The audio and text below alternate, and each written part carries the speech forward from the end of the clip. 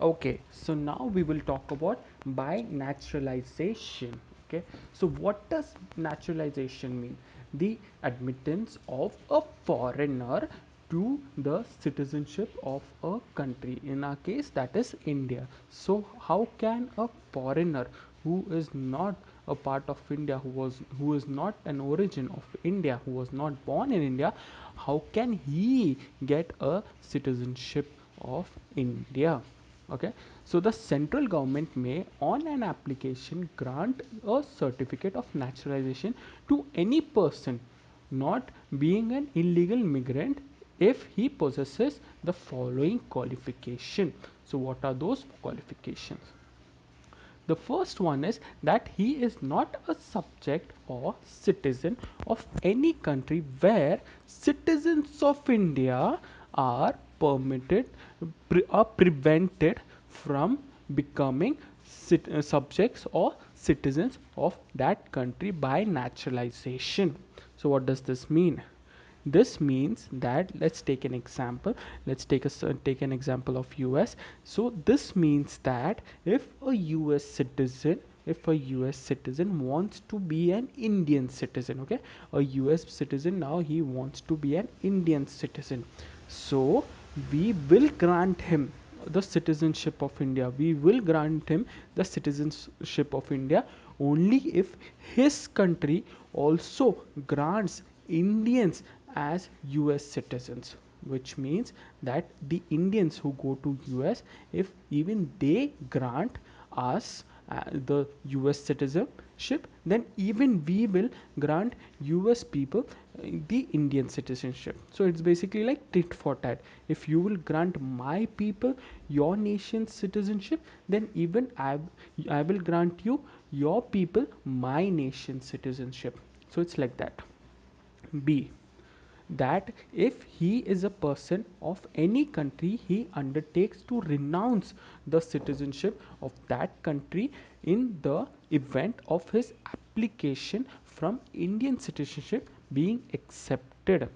This means that when a foreigner's Indian citizenship gets accepted, then he will have to reject his other citizenship, which is the US citizenship. Like if the US citizenship, if the US personnel, he gets the citizenship of India, if he gets the citizenship of India, if it's get accepted, at that time he will have to reject his US citizenship, because India does not practice a dual citizenship.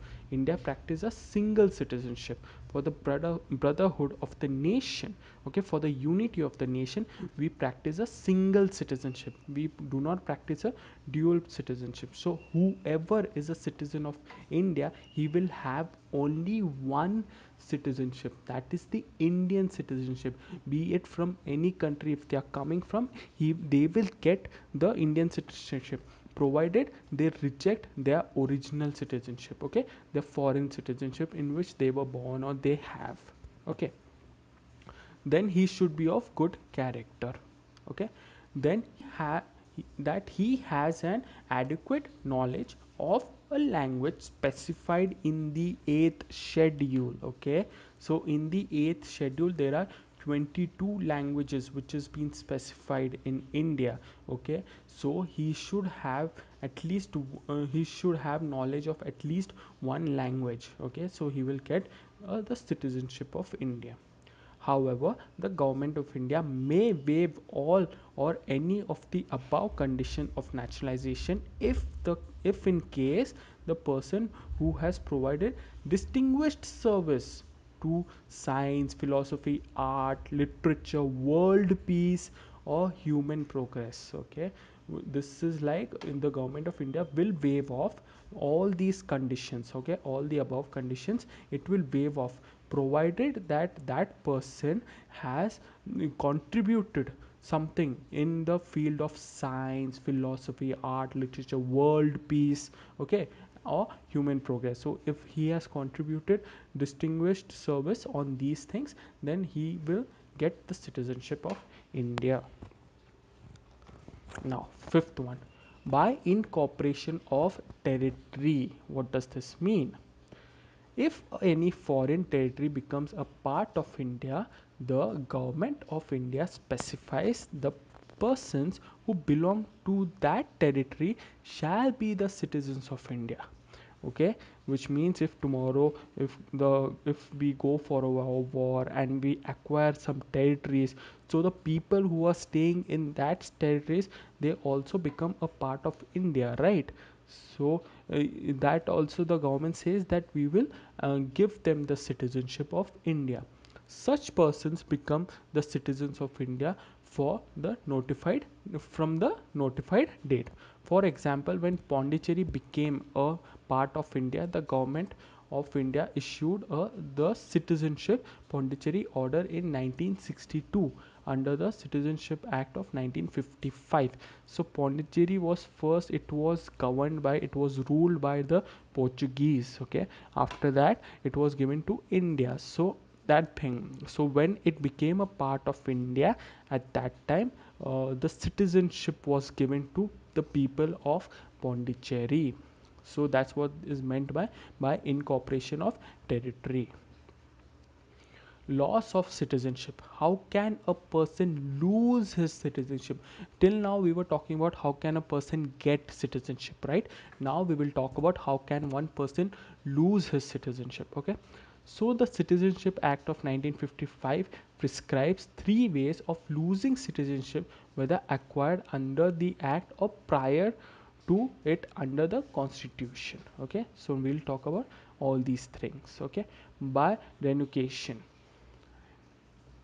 any any citizen of India of full age and capacity can make a declaration renouncing his Indian citizenship, which means that any citizen can abandon his citizenship.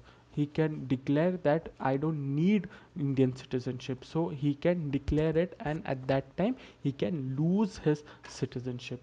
Upon the registration of that declaration, that person ceases, brings to an end to be a citizen of India. Okay, so he is no longer a citizen of India. However, if such a declaration is made during a war in which India is engaged, its registration shall be withheld by the central government. Okay, so this says that for a person can voluntarily, he can declare that he doesn't needs Indian citizenship. He can announce that he doesn't needs Indian citizenship. Okay, and when he does that, then after that what happens is that his citizenship comes to an end, it ceases. Second one, by termination. When an Indian citizen voluntarily knowingly and without any type of pressure or something like that, acquires the citizenship of another country, his Indian citizenship automatically terminates. Okay, so what happens is that when an Indian citizen, okay, when he acquires some other country's citizenship, at that time his Indian citizenship gets terminated. Like when in US people go and get the US citizenship, like that, at that time the Indian citizenship, it gets terminated. Okay, this provision however does not apply during a war in which India is engaged. Third one, the third point, that is by deprivation. It is compulsory termination of the Indian citizenship by the central government if, okay, what are the clauses? Now in this, the central government, it terminates the Indian citizenship if the citizen has obtained the citizenship by fraud. Okay, so if he has obtained citizenship by fraud at that time. Second, the citizen has shown disloyalty to the Constitution of India. Okay, so if he shows disloyalty to the Constitution of India, then he will lose his citizenship. Third is the citizen has unlawfully traded or communicated with the enemy during a war, which means that if a citizen of India, if he betrays which means that if a citizen of India, if he has betrayed the country, okay, if he has betrayed the country during a war and he has joined hands with enemies, at that time he will lose his citizenship. The citizen has within 5 years after registration or nationalization been imprisoned in any country for 2 years, okay, which means that when a citizen when a person who acquired citizenship through registration or naturalization, if after that within 5 years he gets imprisoned in any country, okay, he is jailed in any country, he will lose it. And the last one is the citizen has been ordinary resident out of India for 7 years continuously. So if a citizen is outside India more than 7 years continuously and there is no record found or anything in for 7 years of any citizen of India in the country, he will lose his citizenship. Okay, single citizenship. Though the Indian constitution is federal and usually follows a dual polity, which is the division of powers between the center and the state, it provides for a single citizenship. Okay, it provides for a single citizenship. The citizens of India owe their loyalty only to the union, okay, which is only to the Indian government. There is no separate state citizenship, okay, there is no separate state citizenship.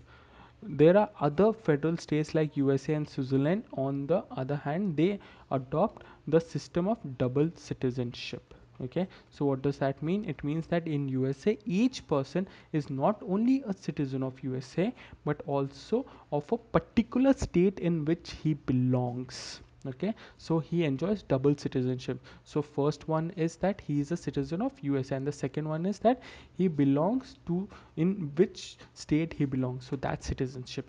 Thus he owes loyalty to both and enjoys dual sets and rights. Okay, in India all citizens irrespective of the state in which they are born or reside enjoy the same political and civil rights of citizenship all over the country, and no discrimination is made between them. Okay, so we have a single citizenship and everyone enjoys equal rights and there's no kind of discrimination between them. Okay, so thank you guys, this is the end of this chapter. I hope you understood the things, and thank you so much. Bye bye.